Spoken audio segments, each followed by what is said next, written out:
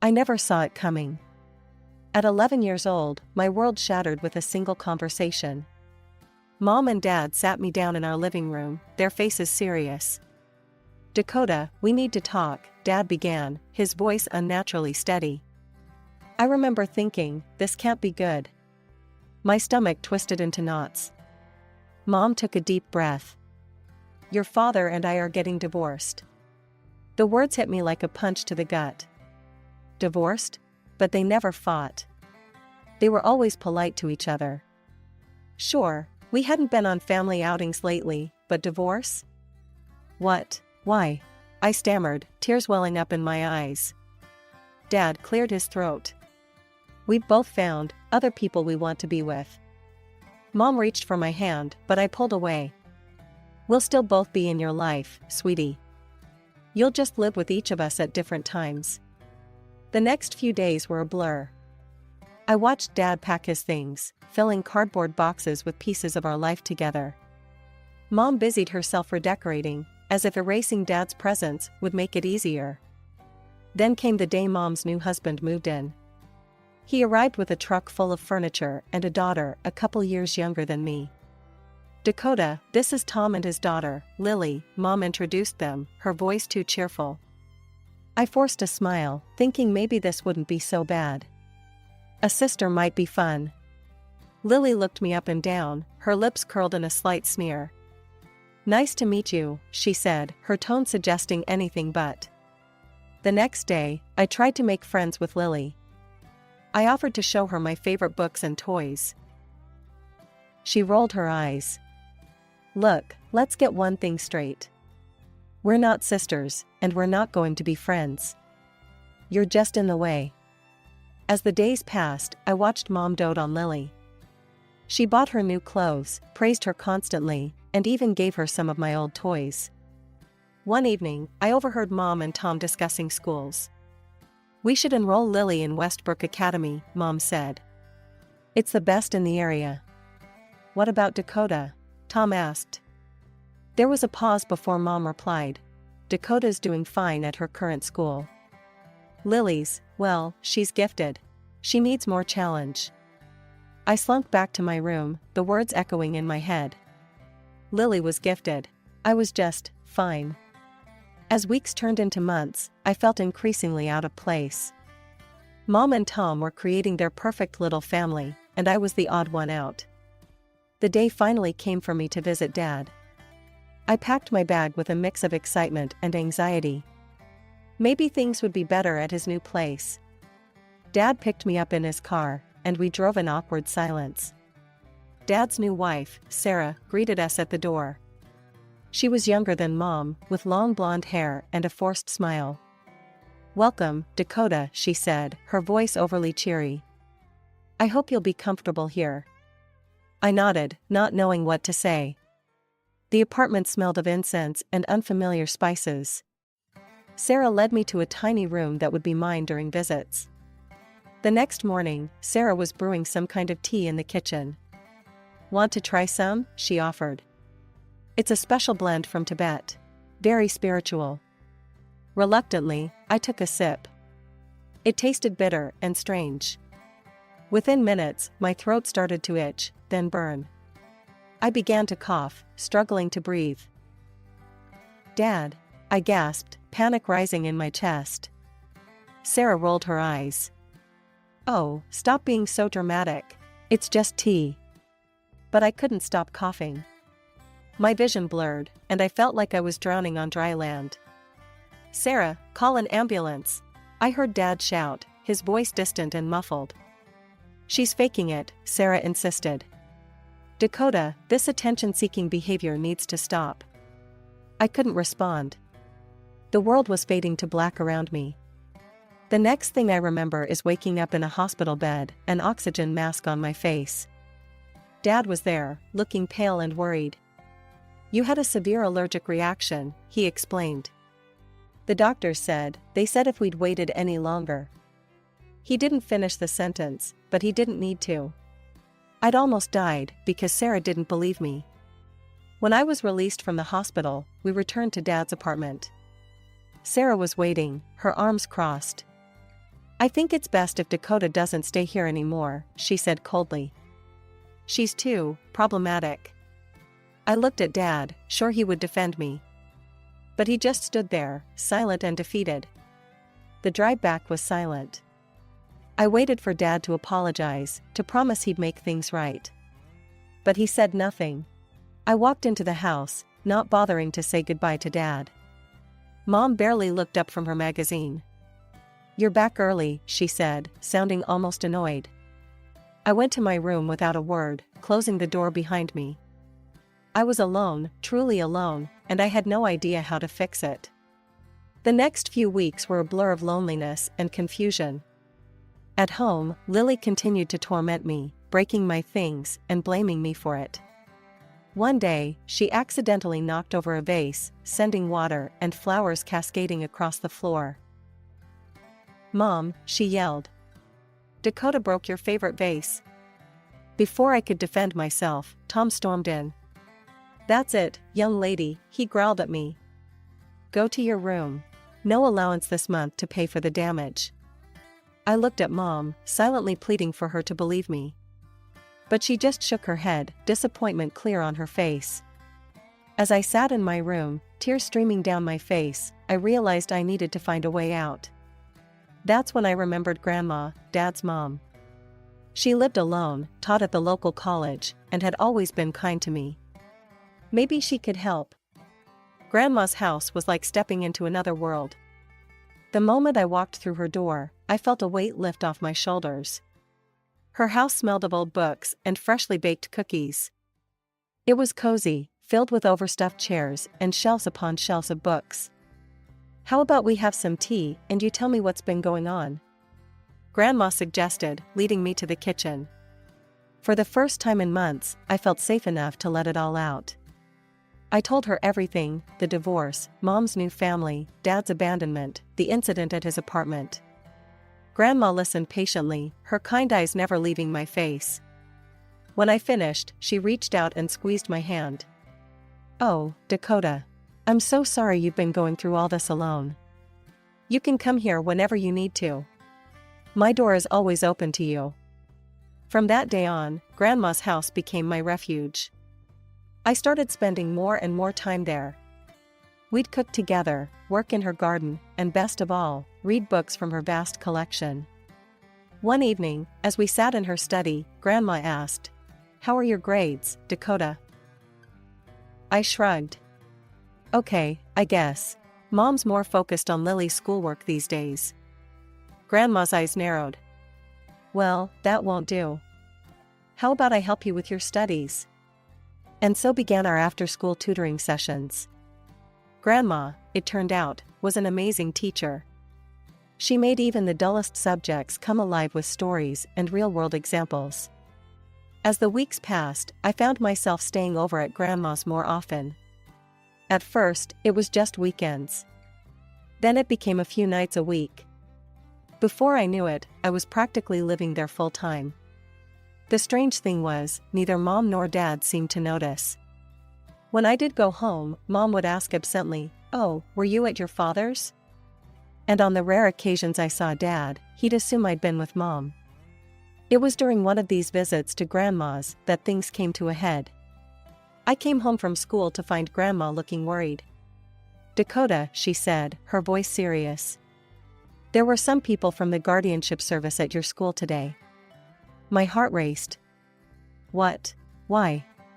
Grandma sighed. "Your teacher, Mrs. Johnson, went to your mother's house to discuss moving you to a class for gifted children.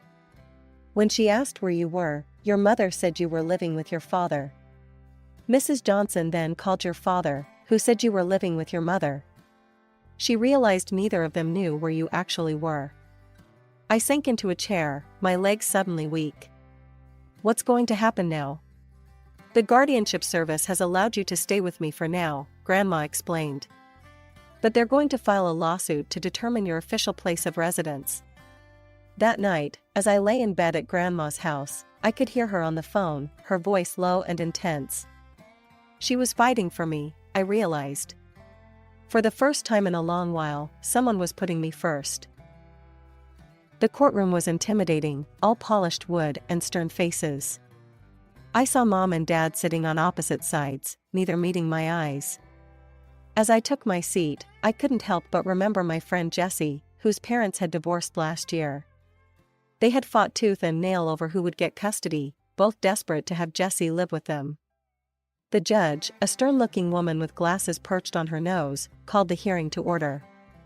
"We're here today to determine the living arrangements for Dakota Miller," she announced. What happened next was like something out of a nightmare. Instead of fighting over me, my parents started fighting to get rid of me. "She should live with her mother," Dad shouted, his face red. "I've got a new family now. We don't have room for her." Mom jumped to her feet, her voice shrill. "Oh no, you don't. I have a life too, you know. I can't be expected to take care of her full time." I sat there, stunned, as my parents argued about who didn't want me more. Tears burned in my eyes, but I refused to let them fall. I wouldn't give them the satisfaction of seeing how much they were hurting me. The judge's gavel came down hard. "Order," she shouted, silencing my bickering parents. She turned to me, her eyes softening slightly. "Dakota, I'm very sorry you're going through this." I nodded, not trusting myself to speak. That's when I heard a chair scrape behind me, and Grandma's voice rang out clear and strong. "Your Honor," she said, standing tall, despite her age. "If I may speak?" The judge nodded, and Grandma continued. "It's clear that neither of Dakota's parents are willing or able to provide her with the home she deserves. I am her grandmother, and I am more than willing to take full custody of her." She approached the bench, handing over a stack of documents. "These papers show that I am financially stable. I'm a professor at Westfield College, with a good salary and substantial savings. More importantly, I love Dakota and want to give her the stable, loving home she needs." The judge looked over the papers, nodding slowly. Then she turned to me. "Dakota, you're 14 now. Old enough to have a say in this decision. Who would you like to live with?" I stood up, my legs shaking slightly. I looked at Mom and Dad, seeing the relief in their eyes at the prospect of being rid of me. Then I turned to Grandma, who smiled encouragingly. "I want to live with my grandmother," I said, my voice stronger than I felt. The judge nodded. "Very well. Given the unusual circumstances of this case, and the clear wishes of the child, I'm granting full custody to Mrs. Eleanor Miller, with visitation rights for the parents if they so choose." Living with Grandma was like stepping into a warm bath after being out in the cold. We fell into a comfortable routine, gardening in the mornings, studying in the afternoons, and baking cookies in the evenings. Under her care, I flourished. My grades improved, I made new friends at school, and slowly, the pain of my parents' rejection began to fade. The years flew by, and before I knew it, I was standing in my cap and gown, diploma in hand. The journey to this moment had been long and sometimes difficult, but as I searched the crowd of proud parents and beaming relatives, I only had eyes for one person, Grandma. There she was, in the front row, her eyes shining with tears of joy. She stood out among the younger parents, but to me, she was the most beautiful person there. As I walked across the stage, I heard her loud cheer, "That's my girl." The absence of my parents was a dull ache, but one I'd grown used to. They hadn't called on my birthdays, hadn't asked about my college plans, hadn't shown any interest in my life at all. But looking at Grandma's proud face, I realized I didn't need them. I had all the family I needed right here. Thanks to Grandma's unwavering support and my own hard work, I'd not only graduated with honors but also secured a full scholarship to Westfield College, one of the best in the state. I was going to study investment management, a field that fascinated me with its blend of mathematics, psychology, and strategy. The next 3 years were a whirlwind of classes, study sessions, and new experiences. I threw myself into college life, joining clubs, making friends, and excelling in my studies. Grandma was always there, a phone call away, ready with words of encouragement or a care package full of her famous cookies. I was in the middle of my junior year when I got the call that changed everything. Grandma had passed away in her sleep. The world seemed to stop spinning for a moment as the news sank in.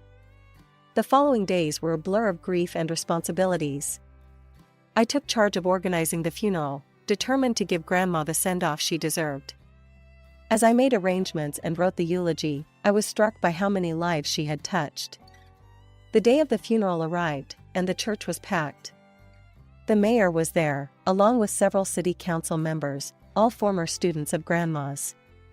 Famous authors and respected academics filled the pews, each with a story about how Grandma had inspired or helped them.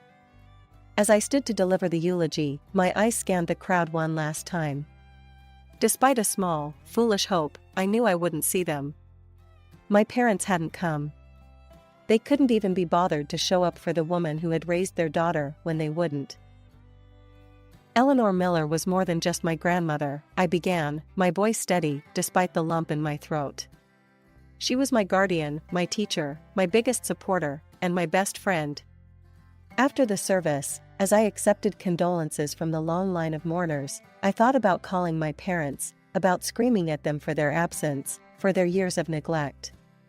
But as I looked around at all the people whose lives Grandma had touched, I realized something. My parents' absence said more about them than it ever could about me or Grandma. 2 weeks after Grandma's funeral, I was called to the notary office. As I walked in, my heart skipped a beat. There, sitting on opposite sides of the room, were my parents.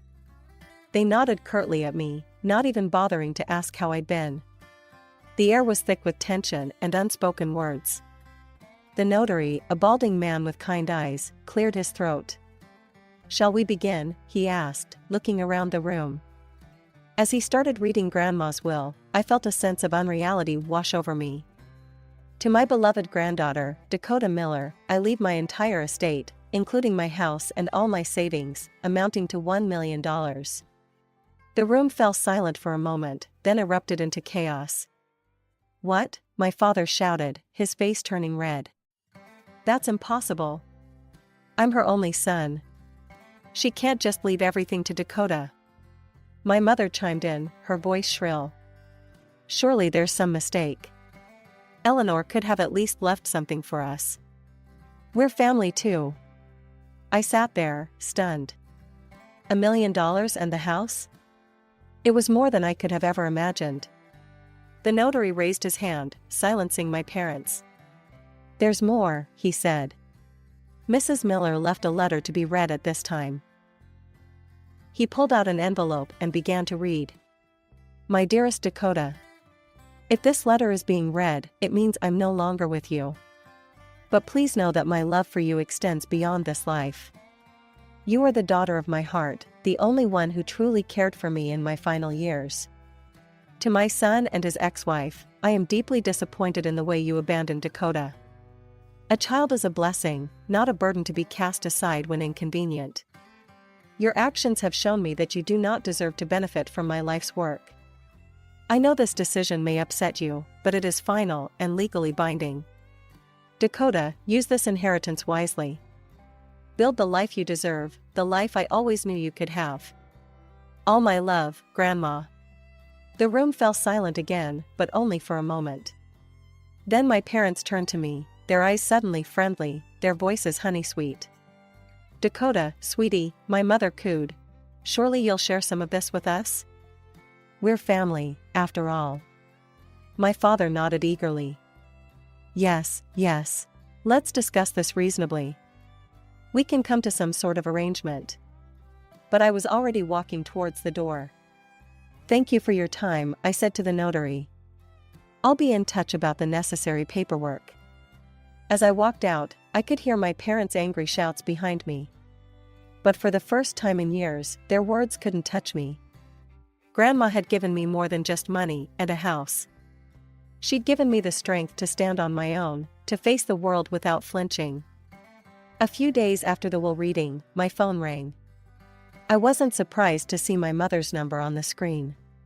With some hesitation, I answered. "Dakota, sweetie," my mother's voice was syrupy sweet. "It's been so long. We miss you terribly. Won't you come for dinner?" I almost laughed at the absurdity of it. Years of silence, and now suddenly they missed me? But curiosity got the better of me. I agreed to come. The next evening, I found myself standing on the porch of my childhood home, a place that now felt alien to me. My mother opened the door, her face arranged in a mask of maternal joy. I noticed the tears in her eyes, carefully crafted for maximum effect.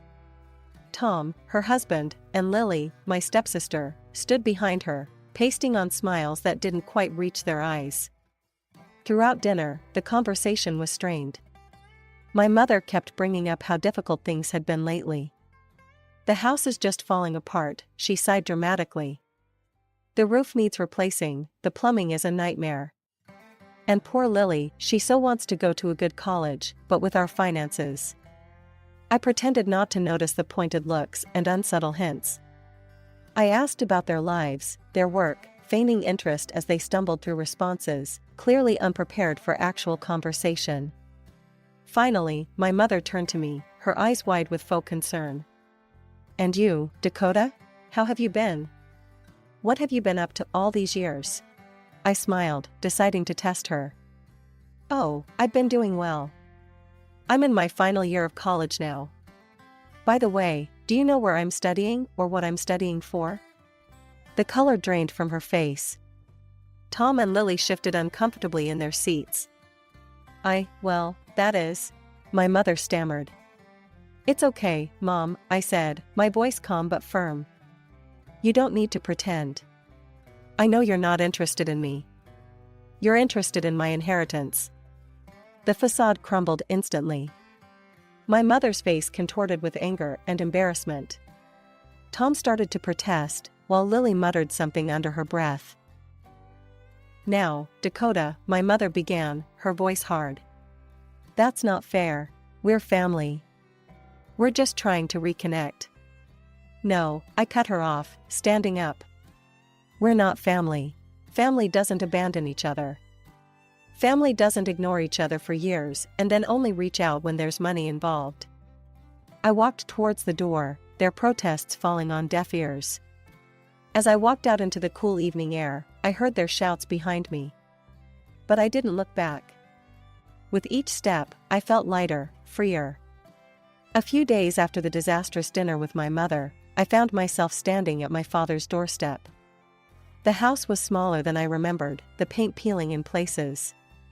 My father answered the door, his face a mixture of surprise and forced warmth. "Dakota," he said, ushering me in. "It's good to see you." Inside, I met my stepmother, Sarah. Her smile was brittle as she greeted me. "Welcome, Dakota. It's been so long." A young boy peeked out from behind Sarah's back, his eyes wide with curiosity. My half-brother, I realized with a start. He was about 8 years old, a living reminder of how much time had passed. "This is Michael," my father said, ruffling the boy's hair. "Say hello to your sister, Michael." Michael just stared, clearly confused by my sudden appearance in his life. As we sat in the living room, the conversation was strained. My father cleared his throat. "Dakota, we've been thinking. Michael here is very bright. We'd like to send him to Westbrook Academy. It's a prestigious school, but the tuition..." I could see where this was going. "And you thought I might be willing to pay for it?" I finished for him. My father had the decency to look embarrassed. "Well, you see, with your inheritance..." "Dad," I interrupted, my patience wearing thin. "Why are you only remembering me now? Why didn't you call on my birthdays? Or when I graduated high school? Or started college?" Before my father could answer, Sarah jumped in, her voice sharp. "Now listen here, young lady. We're family. You're obligated to help us. If you don't, we'll take you to court and demand our share." I couldn't help it, I laughed. "Actually," I said, once I'd composed myself, "according to the law, we're not family. You both abandoned me.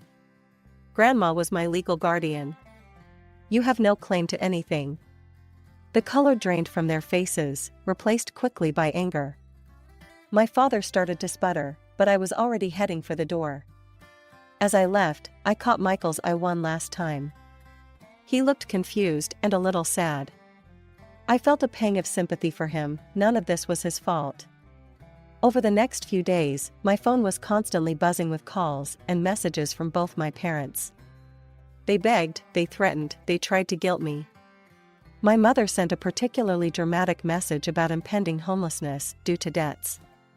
I didn't respond to any of it. Instead, I focused on my upcoming college graduation and my future plans. As I looked at my bank statement, seeing the inheritance from Grandma, I felt a sense of responsibility. This was a chance to make a real difference, to build the life Grandma had always wanted for me. But as I thought about my future, my mind kept drifting back to Michael. He was innocent in all of this, just a kid caught in the middle of adult problems. While I had no intention of giving money to my father or stepmother, I couldn't help but wonder if there was a way to help Michael in the future. It was something to consider. For now, though, I had my own path to forge. As I sat at my desk, researching investment opportunities and job prospects, I felt a sense of excitement. The world was open to me in a way it never had been before.